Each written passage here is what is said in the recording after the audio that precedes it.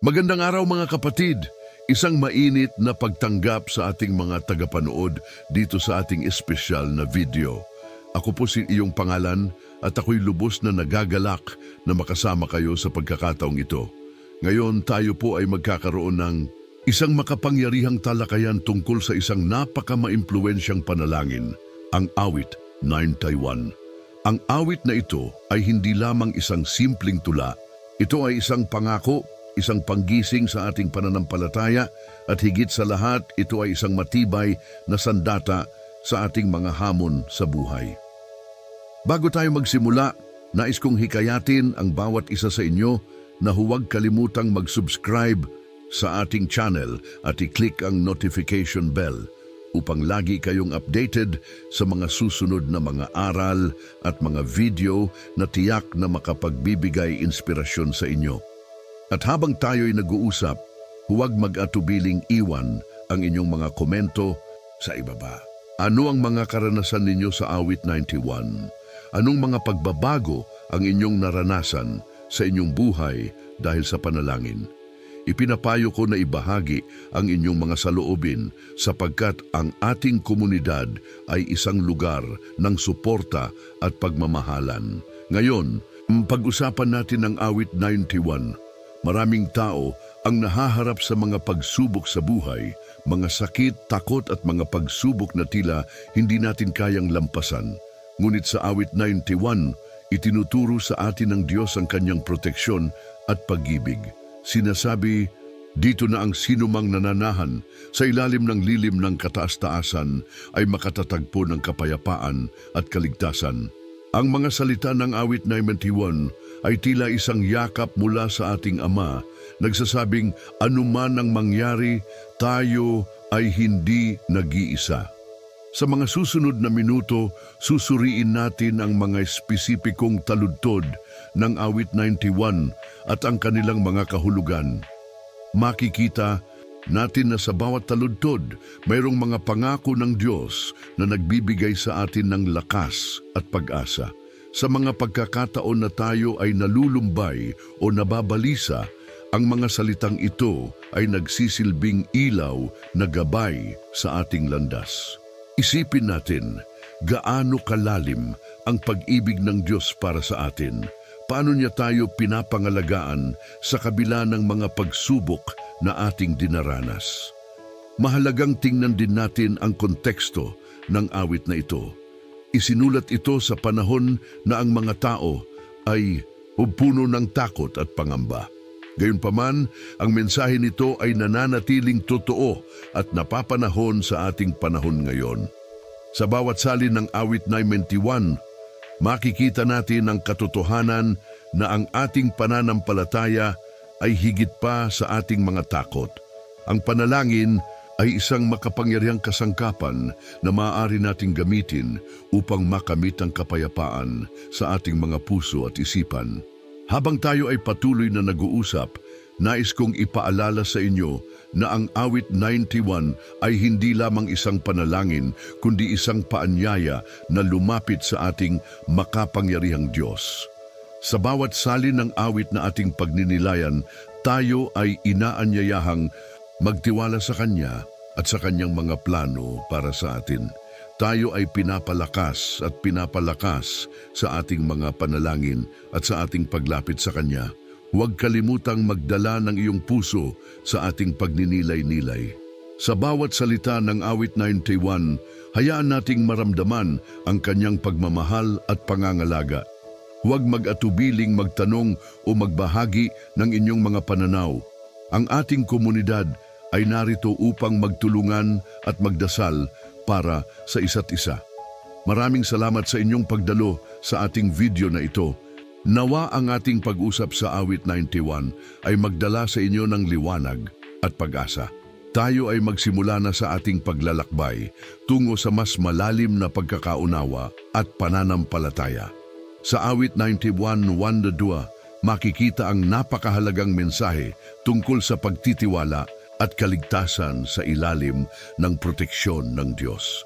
Ang mga talatang ito ay nagbibigay diin sa katotohanan na ang mga tao na nananahan sa Kanya na nagiging matatag sa kanyang mga pangako ay makakaranas ng tunay na kapanatagan.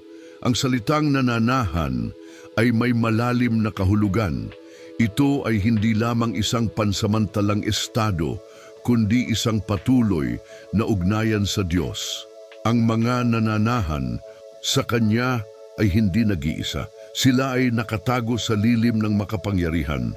Ang pagsasalin ng ideya ng lilim ay nagdudulot ng kaaliwan at kalasag mula sa mga pagsubok at panganib. Sa mundo na puno ng kaguluhan, ang mga tao ay madalas na naguguluhan at takot sa hinaharap. Ngunit sa mga talatang ito, sinasabi na ang tunay na kanlungan ay matatagpuan sa Diyos. Ang pagtitiwala sa Kanya ay nagiging daan upang makamit ang kapayapaan sa kabila ng lahat ng pagsubok. Ang pagkilala na Siya, ang ating kanlungan, ay nag-uudyok sa atin na dumaan sa Kanya sa lahat ng pagkakataon, lalo na sa mga panahon ng pangangailangan. Sa ating mga panalangin, madalas tayong humihiling ng tulong at proteksyon. Ang awit 91.1 ay nagsasaad na ang mga mananampalataya na tunay na nagtitiwala sa Diyos ay mayroong kapayapaan sa kanilang mga puso. Ang pag-alam na nasa Kanya ang ating mga pangarap at pag-asa ay nagbibigay ng lakas at tapang sa ating mga puso. Sa mga panahon ng krisis, ang pananalig sa Kanya ang nagiging liwanag na nagpapalakas sa ating loob. Ang makapangyarihang panalangin ay nagmumula sa puso na tunay na nagtitiwala. Sa mga oras na tila madilim ang ating kapaligiran, ang pag-asa na dala ng panalangin ay nagiging tulay upang makita ang liwanag. Iyang awit 91.1 ay nagbibigay ng pagkakataon na ipaglaban ang ating pananampalataya sa Diyos. Sa bawat panalangin, tayo ay naglalapit sa Kanya at sa Kanyang mga pangako, tayo ay nagiging matatag. Ang pagkakaroon ng malalim na ugnayan sa Diyos ay hindi lamang sa mga pagkakataon ng pangangailangan.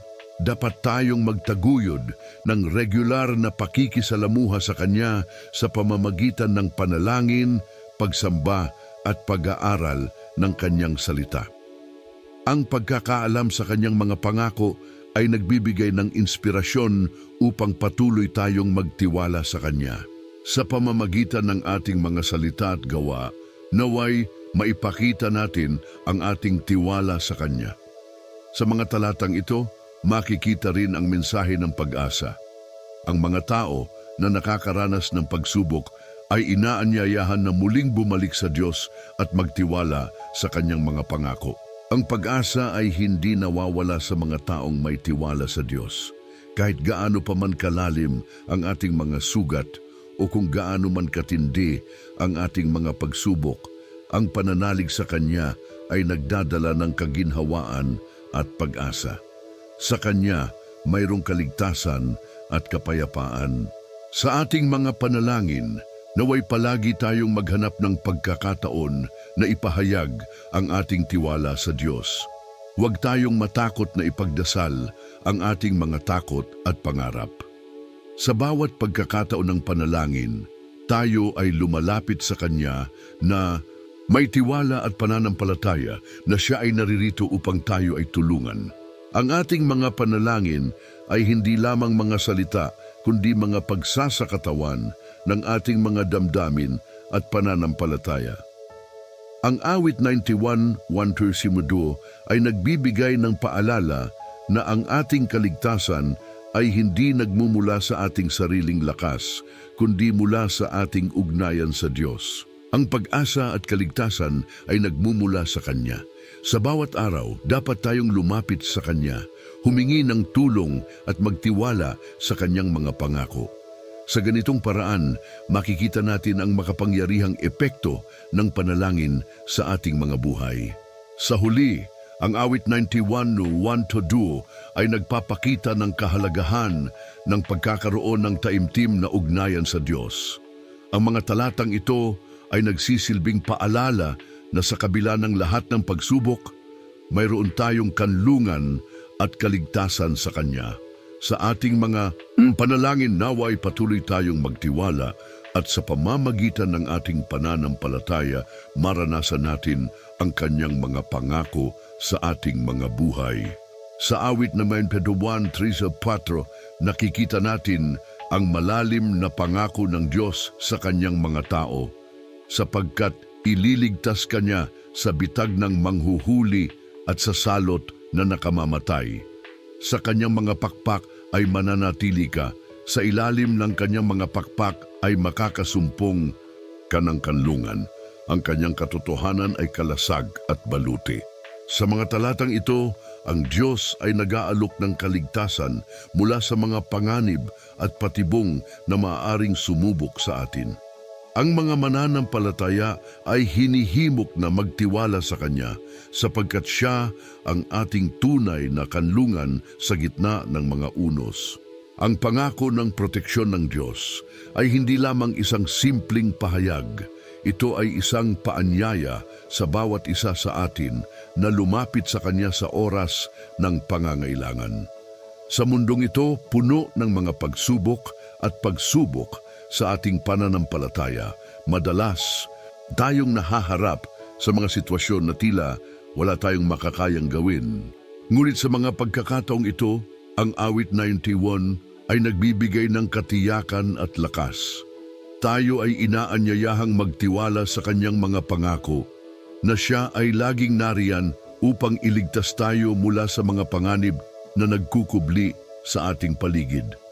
Ang pagbibigay diin sa mga patibong at panganib ay isang mahalagang bahagi ng ating paglalakbay sa pananampalataya. Sa ating buhay, madalas tayong nahuhulog sa mga bitag ng takot, pagdududa at kawalang katiyakan. Ngunit sa pamamagitan ng panalangin at pagtitiwala sa Diyos, maaari tayong makawala sa mga bitag na ito. Ang kanyang mga salita ay nagbibigay ng liwanag sa ating landas. At ang ating mga panalangin ay nagiging tulay upang tayo'y makalapit sa Kanya. Ang mga talatang ito ay nagpapaalala sa atin na hindi tayo nag-iisa sa ating mga laban. Ang Diyos ay kasama natin, handang iligtas tayo mula sa anumang masama. Mahalaga ring isaalang-alang ang ating pagtugon sa mga pangako ng Diyos. Sa awit 91:4-16, sinasabi ng Diyos, sapagkat siya'y nalugod sa akin, aking ililigtas siya, aking itataas siya, sapagkat siya'y nakakilala sa aking pangalan. Dito, nakikita natin ang ugnayan ng pagtitiwala at pagpapala. Ang mga nananampalataya na tunay na nagtitiwala at nagmamahal sa Diyos ay tumatanggap ng kanyang mga pangako ng kaligtasan at proteksyon. Ang ating panalangin ay hindi lamang isang paraan upang humingi ng tulong, kundi isang paraan din upang ipahayag ang ating pagmamahal at pagtitiwala sa Kanya. Sa ating mga panalangin, nagiging mas malalim ang ating ugnayan sa Diyos, at Siya ay nagbibigay ng mga biyayang hindi natin inaasahan. Ang makapangyarihang panalangin mula sa awit 91 ay nag-aanyaya sa atin na maging matatag sa ating pananampalataya. Sa kabila ng mga pagsubok at mga pagsubok na dumarating, ang ating pagtitiwala sa Diyos ay nagiging sandata natin laban sa lahat ng uri ng panganib. Ang bawat panalangin na ating itinataas ay nagiging isang sigaw ng ating puso na nagtitiwala sa kanyang katapatan at kapangyarihan. Sa mga sandaling tayo ay naguguluhan o natatakot, ang ating mga panalangin ay nagbibigay ng kapanatagan at lakas. Sa huli, ang awit 91 ay isang paanyaya upang tayo'y lumapit sa Diyos ng may buong puso. Ang ating mga panalangin na nakaugat sa pagtitiwala at pananampalataya ay nagiging makapangyarihan sa ating buhay. Sa bawat pagsubok, huwag tayong mawalan ng pag-asa, kundi patuloy na humingi sa Diyos ng tulong at gabay. Sa Kanya, makikita natin ang tunay na kaligtasan at proteksyon. Ang ating pananampalataya at panalangin ay dapat na maging matibay na sandata na magdadala sa atin sa mas malalim na relasyon sa Diyos at sa Kanya makakamit natin ang tunay na kapayapaan at kasiguraduhan sa ating buhay. Sa awit 91:14-16 makikita natin ang makapangyarihang pangako ng Diyos sa mga nagtitiwala at nagmamahal sa Kanya. Ang mga talatang ito ay hindi lamang mga salita, kundi mga pangako na puno ng pag-asa at katiyakan. Sinasabi ng Diyos, sapagkat siya'y naligo sa akin, ako'y ililigtas, siya'y ilalagay ko sa mataas na dako, sapagkat siya'y nakakaalam ng aking pangalan. Ang mga salitang ito ay nagpapahayag ng isang malalim na relasyon sa pagitan ng tao at ng Diyos. Ang pagtitiwala at pagkilala sa Kanya ay nagbubukas ng pintuan sa Kanyang mga pangako. Kapag tayo ay nagtiwala sa Diyos, siya ay nagiging ating kanlungan at kaligtasan. Sa mundo na puno ng takot at kawalang katiyakan, ang ating pananampalataya ay nagbibigay sa atin ng kapayapaan. Ang Diyos ay hindi lamang nananatiling malayo, siya ay malapit sa atin, handang magbigay ng tulong sa mga oras ng pangangailangan. Ang mga pangako ng Diyos ay hindi nagbabago. Sila ay totoo at mapagkakatiwalaan. Sa mga panahon ng pagsubok at panganib, ang ating mga panalangin ay nagiging daan upang marinig natin ang Kanyang tinig at maramdaman ang Kanyang presensya. Ang tema ng proteksyon na nakapaloob sa awit 91 ay mahalaga sa ating araw-araw na buhay. Madalas tayong nahaharap sa mga hamon na naglalagay sa ating pananampalataya sa pagsubok. Ngunit sa mga talatang ito, binibigyang diin ang katotohanan na ang Diyos ay handang iligtas ang Kanyang mga tao sa anumang panganib. Ang Kanyang pagmamahal ay hindi nagkukulang at ang Kanyang mga pangako ay hindi nagwawagi. Sa ating mga panalangin, tayo ay hinihimok na lumapit sa Kanya na may pusong puno ng pagtitiwala. Isang makapangyarihang aspeto ng panalangin ay ang ating kakayahang magdala ng mga alalahanin, takot at pangarap sa Diyos. Sa pamamagitan ng panalangin, tayo ay nagiging bukas sa Kanya at nagiging handa na tanggapin ang Kanyang mga plano para sa atin. Ang Diyos ay hindi lamang nakikinig sa ating mga panalangin, siya rin ay kumikilos sa ating mga buhay. Kapag tayo ay nagdarasal, tayo ay lumalapit sa Kanya na may pananampalataya, na alam nating siya ay tutugon sa ating mga pangangailangan. Ang tinawit 91:14-16 ay nagbibigay diin sa gantimpala ng pagtitiwala. Ang mga pangako ng Diyos ay nakalaan para sa mga nagmamahal sa Kanya. Sinasalamin nito ang ating responsibilidad bilang Kanyang mga anak. Sa bawat hakbang natin sa buhay, naroon ang Kanyang pangako na hindi tayo iiwan ni pababayaan. Sa ating mga pagsubok, ang Kanyang mga salita ay nagiging ilaw na naggagabay sa atin. Nagtatayo tayo ng matibay na pundasyon ng pananampalataya sa mga pangako ng Diyos na nagiging ating sandalan sa mga oras ng pag-aalinlangan. Sa kabila ng mga pagsubok na ating dinaranas, dapat tayong manatiling tapat sa ating pananalangin. Ang panalangin ay hindi lamang isang ritual, ito ay isang pakikipag-ugnayan sa ating may kapal. Sa bawat pagkakataon na tayo ay lumalapit sa Kanya, tayo ay nagiging bahagi ng Kanyang mas malaking plano. Ang Diyos ay may mga plano para sa atin, mga plano na puno ng pag-asa at hinaharap na puno ng mga biyaya. Sa bawat panalangin natin, tayo ay hinihimok na maging bahagi ng Kanyang layunin. Sa makatuwid, sa pagninilay-nilay natin sa mga talatang ito mula sa awit 91, naway maging inspirasyon ito sa ating mga puso. Ang ating mga panalangin ay makapangyarihan at sa bawat salita na ating binibigkas, naway madama natin ang presensya ng Diyos. Ang Kanyang mga pangako ay hindi naglalaho. Sila ay patuloy na nagbibigay ng liwanag at pag-asa sa ating mga buhay. Sa mga susunod na sandali, tayo ay magtutuloy sa isang makapangyarihang panalangin na may pusong puno ng pagtitiwala at pananampalataya sa ating Diyos. O Panginoon, Sa iyong harapan kami ay lumalapit, punong-puno ng pasasalamat at pagtitiwala sa iyong walang hangang kapangyarihan. Sa mga oras ng kaguluhan at takot, kami ay humihingi ng iyong gabay at proteksyon. Sa ilalim ng iyong mga pakpak, kami ay nagtataguyod ng aming mga puso at isipan sa pag-asang kami ay mapapalakas ng iyong pagmamahal at biyaya. O Diyos, batid mo ang mga pagsubok na aming dinaranas, ang mga laban na tila hindi natatapos.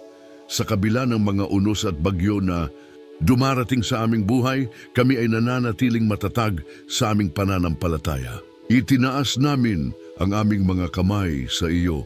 Hinihiling ang iyong liwanag na magbibigay ng lakas sa aming mga kaluluwa.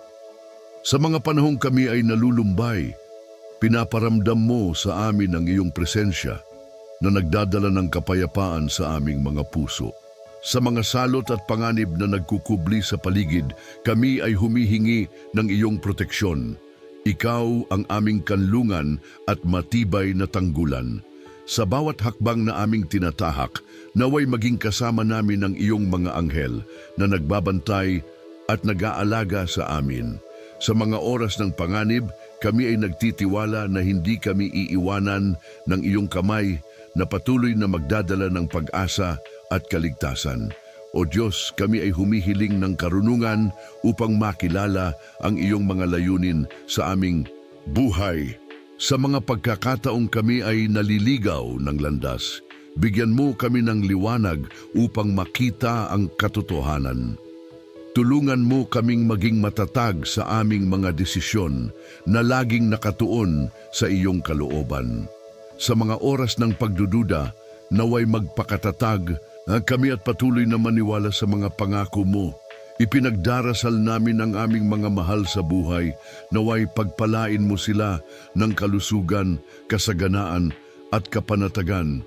Sa bawat pagsubok na kanilang dinaranas, naway madama nila ang iyong yakap na nagbibigay ng lakas at pag-asa. Itinataas namin ang kanilang mga pangalan sa iyo na nagdarasal na ikaw ay maging sandigan nila sa lahat ng kanilang mga laban. Na Panginoon, kami ay humihiling din para sa aming bayan. Sa gitna ng mga hamon at mga hidwaan, naway bigyan mo kami ng pagkakaisa at pagmamahalan. Turuan mo kaming lumakad na may pagkakaisa sa kabila ng aming mga pagkakaiba. Naway ang aming mga puso ay mapuno ng pag-ibig at malasakit sa isa't isa upang magtagumpay kami bilang isang komunidad. Sa mga pagkakataong kami ay naguguluhan, naway maging tapat kami sa iyong salita. Sa mga pangako na iyong ipinahayag, kami ay humihingi ng lakas na muling bumangon sa kabila ng mga pagkatalo. Naway ang aming mga karanasan ay maging salamin ng iyong kadakilaan at kapangyarihan. Sa bawat pagsubok na aming nalalampasan, naway patuloy kaming lumapit sa iyo, nag-aalay ng aming mga tagumpay at pagkatalo. Iyong ibinubuhos ang iyong mga biyaya sa mga taong may pusong tapat. Sa gitna ng mga pagsubok, kami ay humihiling na ikaw ay patuloy na magbigay ng pag-asa at liwanag sa aming landas. Sa mga pagkakataong kami ay nababalot ng dilim, naway kami ay maging ilaw sa ibang tao, nagdadala ng iyong pagmamahal at kapayapaan. Panginoon, kami ay umaasa sa iyong mga pangako. Naniniwala na sa kabila ng lahat ng bagay, ikaw ay hindi kailanman nagkukulang. Sa bawat hakbang na aming tinatahak, naway ang iyong mga salita ang maging gabay namin. Sa mga pagkakataong kami ay naguguluhan, bigyan mo kami ng kapayapaan at katiyakan na ikaw ay palaging naririyan. Sa mga oras ng pagsubok, kami ay nagdarasal na ang aming mga puso ay mapuno ng pananampalataya. Naway sa bawat pagkakataon, kami ay maging matatag at handang sumunod sa iyong kalooban. Sa mga panahong kami ay nahihirapan, tulungan mo kaming makahanap ng lakas sa mga salita ng iyong mga pangako. Panginoon, sa mga pagkakataong kami ay nalulumbay at tila nag-iisa, dalangin namin na iparamdam mo ang iyong yakap at pagmamahal. Sa bawat pagsubok na aming nararanasan, naway maging matatag kami at magkaroon ng lakas na bumangon muli. Ipinagdarasal namin ang mga oras ng pangungulila at sakit na sana'y maging daan ito upang mas mapalapit kami sa iyo. Sa mga pagkakataong kami ay naliligaw ng landas, tulungan mo kaming muling makahanap ng direksyon at liwanag. O Diyos, sa mga oras na kami ay naguguluhan sa mga desisyon na dapat naming gawin, kami ay humihingi ng iyong karunungan. Naway ang aming mga isip at puso ay maging bukas sa mga palatandaan na iyong ipinapadala. Sa bawat hakbang na aming tatahakin, bigyan mo kami ng katiyakan na ikaw ang aming gabay. Sa mga pagkakataong kami ay natatakot, tulungan mo kaming maunawaan na sa iyong mga kamay kami ay ligtas at hindi kami mabibigo. Ipinagdarasal namin ang mga lider ng aming bayan at ng buong mundo. Naway sila ay bigyang inspirasyon na mamuno ng may integridad at malasakit. Sa mga desisyon na kanilang ginagawa, naway maisaalang-alang nila ang kapakanan ng nakararami. Patnubayan mo sila sa kanilang mga hakbang upang ang kanilang mga desisyon ay maging daan patungo sa kapayapaan, kaunlaran at pagkakaisa.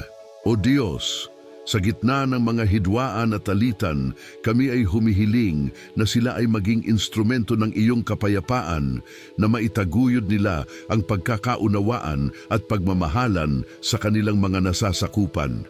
Panginoon, kami ay nagdarasal para sa mga taong nawawalan ng pag-asa. Sa gitna ng kanilang mga pagsubok, naway madama nila ang iyong presensya at yakap. Ipadama mo sa kanila na hindi sila nag-iisa at sa bawat pagluha ay may pag-asa at bagong simula. Sa mga pagkakataong sila ay nawawalan ng lakas, bigyan mo sila ng pagkakataong muling bumangon at lumaban. Naway sa kanilang mga pagsubok, makakita sila ng mga palatandaan ng iyong pagmamahal at pagkalinga. O Diyos, kami ay humihingi ng kapayapaan para sa mga naguguluhang isip at puso. Sa mga oras ng sigalot at hidwaan, naway bigyan mo kami ng pag-unawa sa isa't isa. Turuan mo kaming tanggapin ang mga pagkakaiba at maging mapagpatawad sa mga pagkakamali ng aming kapwa. Sa aming mga pagkilos at sa loobin, naway maghari ang iyong pag-ibig at malasakit. Ihandog mo sa amin ang kakayahang makinig at umintindi upang sa ganitong paraan ay makapagbigay tayo ng tulong at suporta sa mga nangangailangan. Panginoon, sa bawat paglipas ng araw, kami ay nananalangin na maging inspirasyon kami sa ibang tao. Naway maging ilaw kami sa madilim na landas, nagdadala ng pag-asa at ng iyong pagmamahal. Sa mga pagkakataong kami ay nahaharap sa mga pagsubok, naway hindi kami mawalan ng pananampalataya at magpatuloy na pumili ng kabutihan. Itinataas namin sa iyo ang aming mga pangarap at hangarin na naway magtagumpay kami sa mga ito sa tulong ng iyong biyaya. O Diyos, kami ay humihingi ng kapatawaran sa mga pagkakataong kami ay nagkulang at humiwalay sa iyo. Sa aming mga pagkakamali, naway matutunan naming gumawa ng kabutihan at magbago. Sa bawat pag-amin ng aming mga pagkukulang, naway madama namin ang iyong pagmamahal at pagtanggap. Ipinagdarasal namin ang mga taong nasaktan namin na sana ay makahanap sila ng kapayapaan at pagpapatawad sa kanilang mga puso.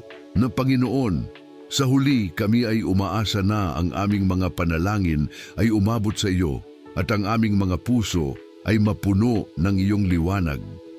Naway patuloy kaming maging matatag at mapagkumbaba sa aming mga pagsubok.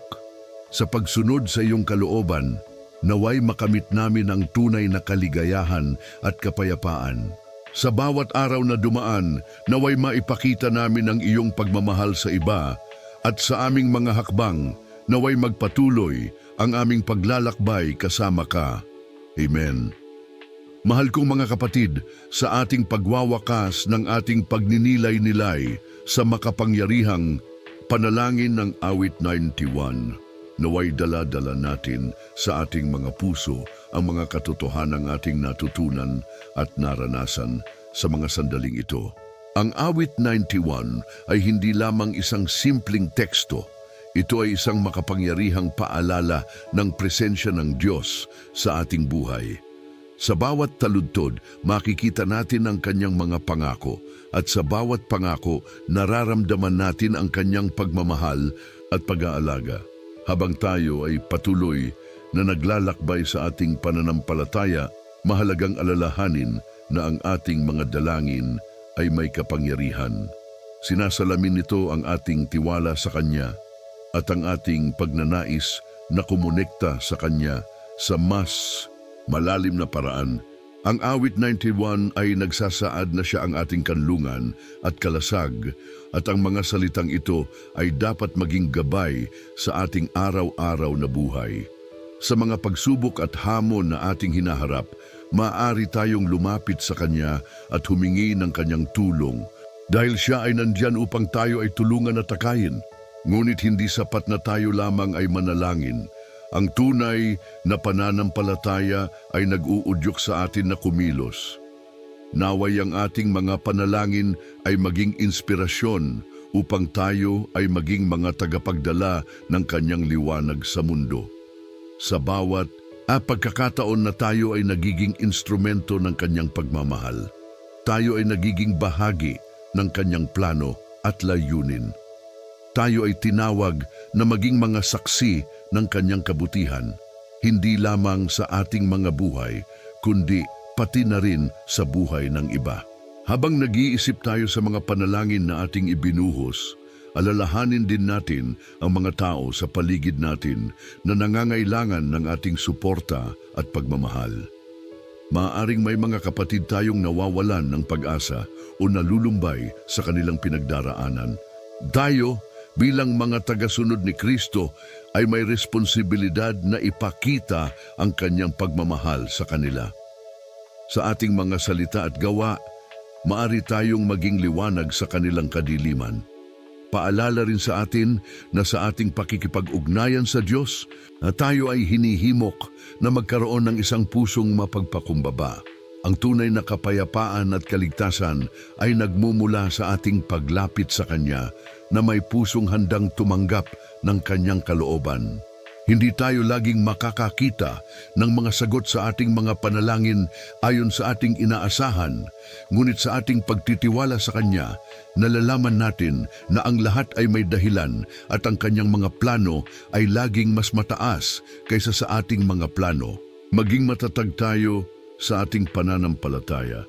Sa bawat araw, tawagin natin ang Kanyang pangalan at ipagdasal ang ating mga pangarap, takot at pag-asa.